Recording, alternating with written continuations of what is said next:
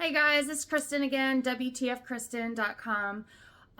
This training tip Tuesday, kind of for the guys, but also for the ladies. So I was at a local match this past weekend, and one of the guys on my squad was like, wow, my girlfriend or wife, I can't remember, said, hey, wants to get into competition, but, didn't think that there was going to be many ladies, if any. And he goes, man, if my wife knew that you were going to be here, or there was another lady here, she probably would have been more apt to come. First of all, ladies, why do we do this?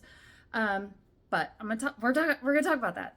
And then the other thing is ended up giving him a card, another guy on my squad a card to help train the ladies. Because women and men were obviously different in so many different ways, but as far as firearms are concerned, we do everything emotionally. I've talked about this a lot. And we want to know all the things. So we want to know everything before we do it, especially with something that could potentially kill or harm somebody else, right? So anyway, so there's that part. Second of all, it just came up in my private group, which is WTF Kristen. If you search that on Facebook, it's a private group for ladies only. A lady had said that I'd posted something motivational Monday about just doing things, and she said, she was pushed in a class. She took a class on a red dot and she pushed herself to go faster. But she doesn't usually like to do stuff like that because she doesn't want other people to see that she does poorly. And why do we do this? Because first of all, the competition world is pretty judgy. I mean, they're awesome people, but sometimes a little judgy, or we think they're judgy. They probably don't give a rat's ass about how you're doing. They care about how they're doing. But women walking into a competition world where we're so small number-wise, we think that, which is partly true, right?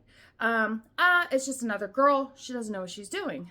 However, then when we show them that we are doing a great job, then it's kind of like, oh, okay. But then why were guys thinking of this in the first place? So guys, do better. Second of all, ladies, why do we give a F what they think, right? You go out there, you do you. Sure, maybe one day you may not have the best match. You change guns. This isn't a me issue, right? You change guns and you don't do as well as you normally do. You think that the guys just think, just another girl doesn't know what she's talking about. So this is a us and a perfectionist thing that we have as women. When we do things, we want to be perfect.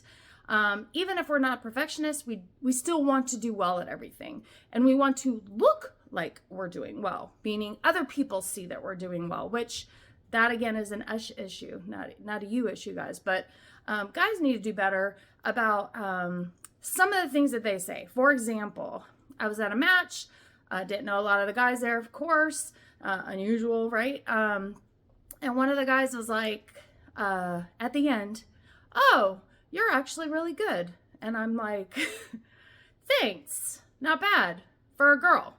That was my response to him, because I was kind of like, did you hear what you just said?